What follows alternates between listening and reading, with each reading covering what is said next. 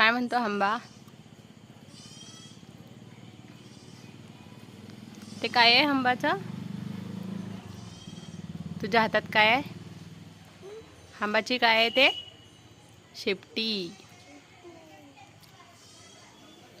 गालाला लाव, किती मऊ लागते तुझ्या गालाला. तुझ्या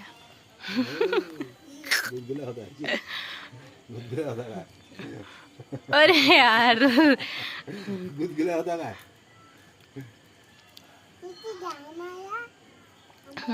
त्याच्या पाठीवरून हात फिरव.